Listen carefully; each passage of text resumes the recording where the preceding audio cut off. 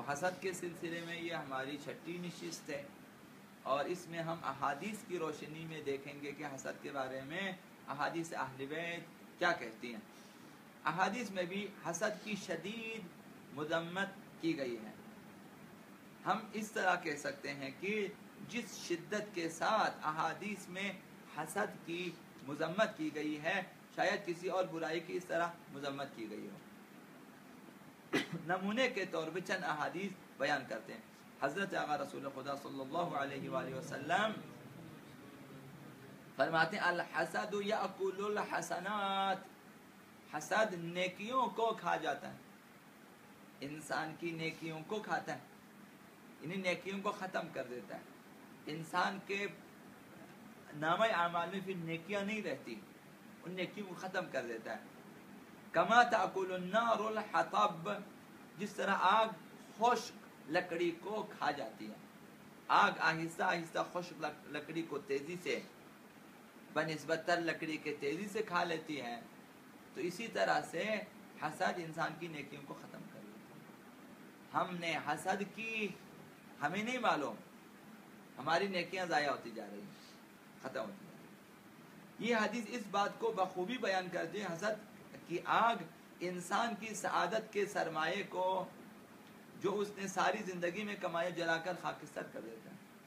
ہماری نیکیاں ہمارا سرمایہ ہے، حسد انہیں خراب کر دیتا ہے۔ دوسری حدیث ان الحسد یأکل الایمان، اب یہ نیکیوں سے بھی آگے، ایمان کو بھی کھا جاتا ہے۔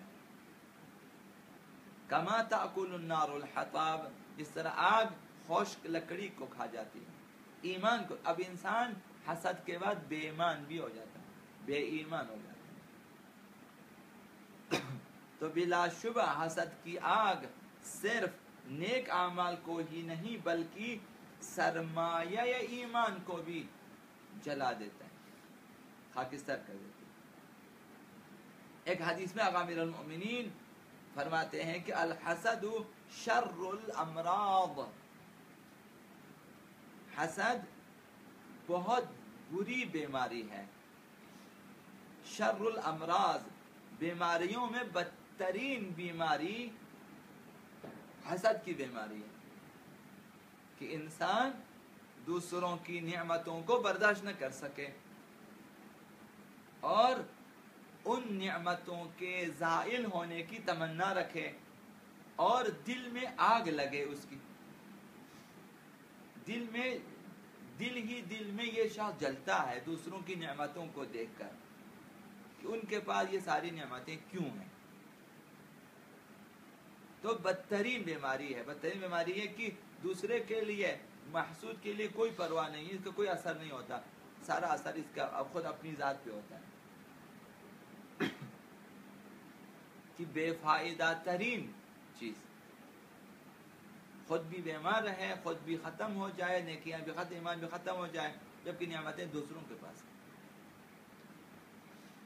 اسی طرح امیر المومنین فرماتے ہیں کہ رأس الرذائل الحسد، تمام رذائل کی جڑ حسد ہے۔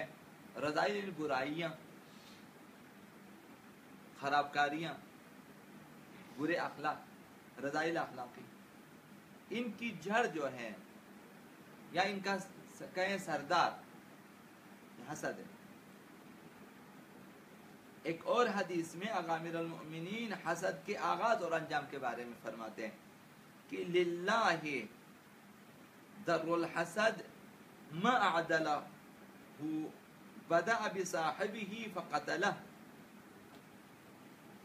شاباش ہے حسد کو کہ یہ کس قدر عادل ہے، ما اعدلہ بدأ بصاحبہ فقتلہ، کہ پہلے انسان کو،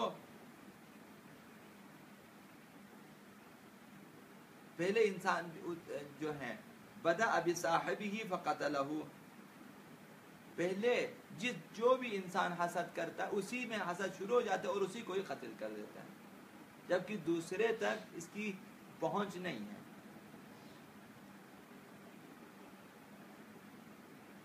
صاحب حسد سے ہی آغاز کر دیتا ہے، حسد کا آغاز اسی سے ہوتا ہے اور اسی کو ہی قتل کر دیتا ہے۔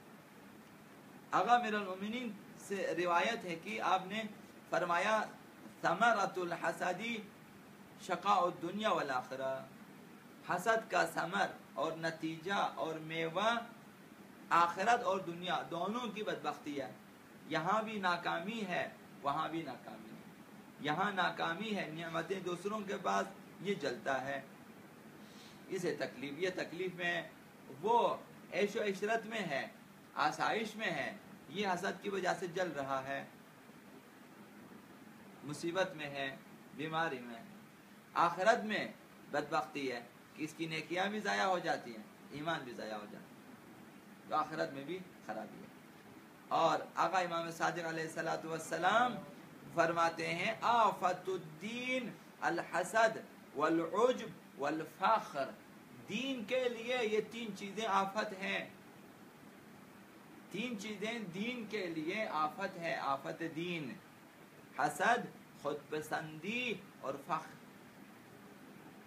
دوسروں کی نعمتوں کے مقابلے میں حسد کرے، دین کے لیے آفت، چونکہ ایمان اور نیکیوں کو خراب کر دیتا ہے تو دین بھی ضائع ہو جاتا ہے۔ اور اس طرح خود پسندی، عجب، انسان اپنے آپ کو دوسروں سے بہتر سمجھے، دوسروں سے برتر سمجھے اور فخر کرے، دین کے لیے آفت ہے۔ جو شخص فخر کرتا ہے وہ بھی دوسروں کو کمتر سمجھتا ہے، اپنے آپ کو بہتر سمجھتا ہے۔ جو بھی عجب، خود پسندی مبتلا، وہ بھی اسی طرح سے ہیں، تو اس کے دین خراب ہو جاتا ہے، اب وہ دیندار نہیں رہتا۔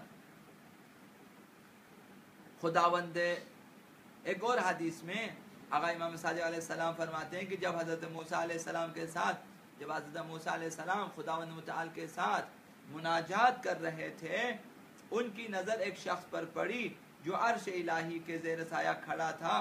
حضرت موسیٰ علیہ السلام نے پوچھا یا اللہ، یہ کون ہے جو تیرے عرش کے سائے میں کھڑا ہے؟ خداوند تعالی نے جواب فرمایا یا موسیٰ ھذا ممن لم يحسد الناس علی ما آتاہم اللہ من فضلہ، موسیٰ یہ جو زیر سایہ یہ عرش بیٹھا ہے، یہ وہ شخص ہے کہ جس نے دوسروں کو خدا نے جو کچھ دیا تھا ان پہ حسد نہیں کیا، کیونکہ خدا نے دیا مجھے کیا ہے۔ انسان دوسروں کی نعمتوں کو برداشت کرنا سیکھیں، قبول کریں۔ اس کے بعد نعمت ہے، جو بھی نعمت ہو، ظاہری، باطنی، مادی، معنوی، قبول کریں۔ اس کے بعد نعمت ہے، خدا نے آپ کو یہ نعمت دی ہے، مثلا مجھے نہیں دیا، قبول کریں گے تو حسد ختم ہو جائے گا۔ اگر اعتراض کرنا شروع کیوں دیا، پھر حسد ہو جائے گا۔ ایک تو حسد اولا خدا پہ اعتراض ہے، دل تنگی کے شکار نہ ہو جائیں۔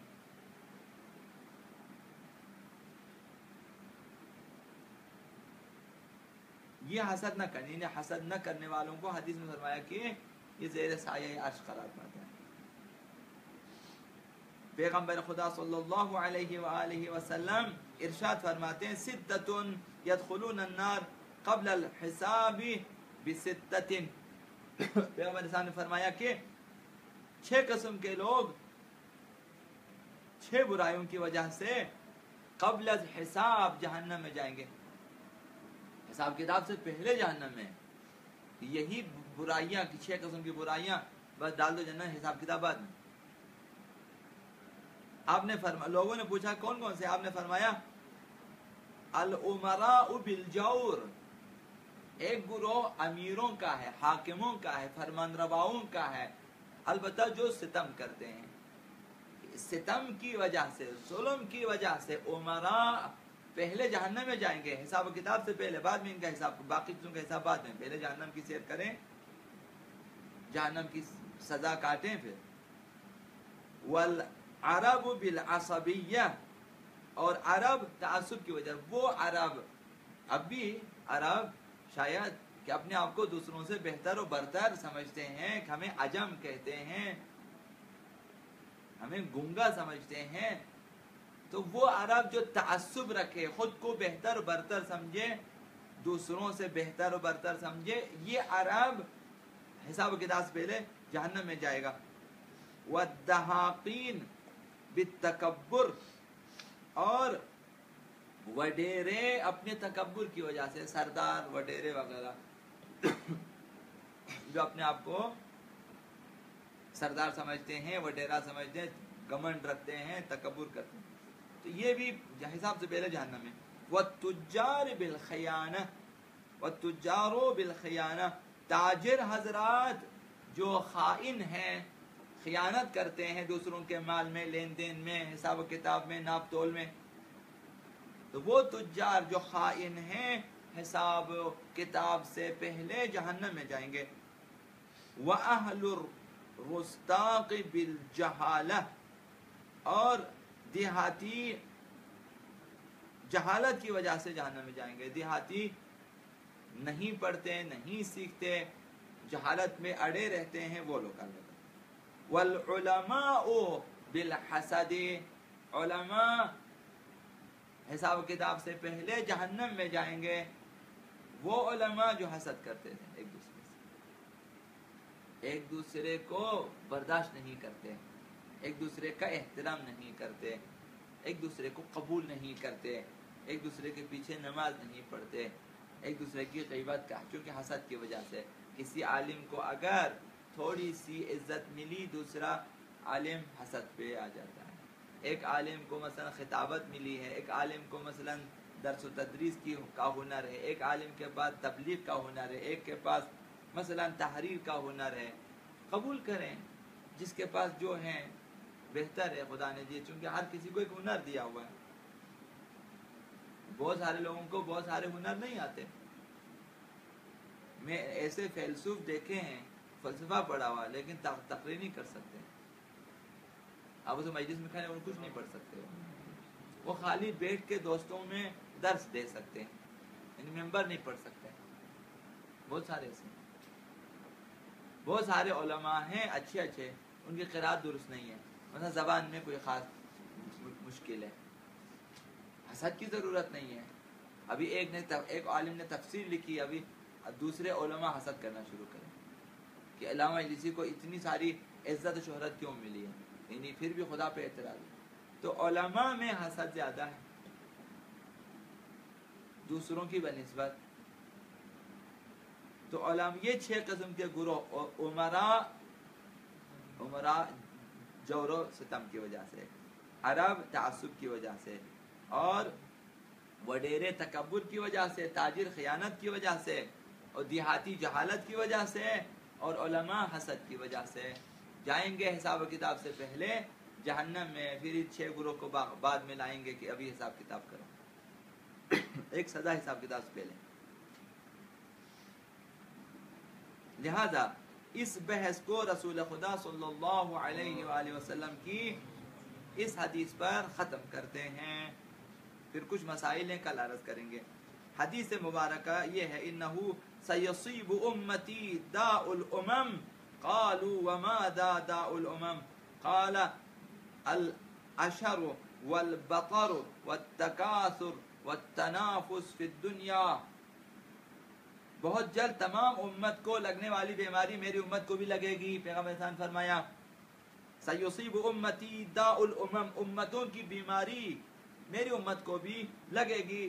قالوا، لوگوں نے کہا کہ وما داء الامم، امتوں کی بیماری کون سی بیماری ہے؟ قال العشر والبطر، فرمایا کہ ہوسرانی اور عیاشی، العشر والبطر والتکاثر، کثرت طلبی، زیاد خواہی، والتنافس فی الدنیا، اور دنیا پرستی میں مقابلہ ایک دوسرے سے. میرے پاس دنیا زیادہ ہو، تمہارے پاس کم ہو، میرے پاس گاڑیاں زیادہ ہو، میرے پاس جائیداد ہے، میرے پاس گھر کم زیادہ ہو. کثرت طلبی ہے دنیا پرستی میں مقابلہ ہے، وہ تو کتنا میں کتنا.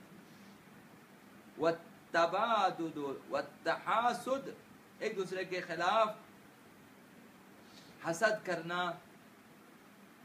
حتی یکون البغض ثم یکون حرج، یہاں تک کہ ظلم کا باعث بن جائے، حرج مرج کا باعث بن جائے. امت میں جو ہے بد امنی پیدا ہو جائے. تو جب یہ بیماریاں لگے گی امت کو تو پھر امت نہیں ہوگی، صرف ایک گروہ ہے جو پیغمبر اسلام کا نام لے لیتے ہیں. تو لہٰذا یہ بیماری لگنے والی ہے اور لگ چکی ہے اور آئندہ بھی لگے گی نسل در نسل. ہمیں احتیاط کرنی چاہیے کہ ہم ان بیماریوں میں مبتلا نہ ہو جائیں، ورنہ ممکن ہے سال ہا سال کی ہماری زحمتیں رائگان ہو جائیں، ضائع ہو جائیں، ہمارا ایمان زائل ہو جائے اور ہماری نیکیاں ختم ہو جائیں. پر محمد و آل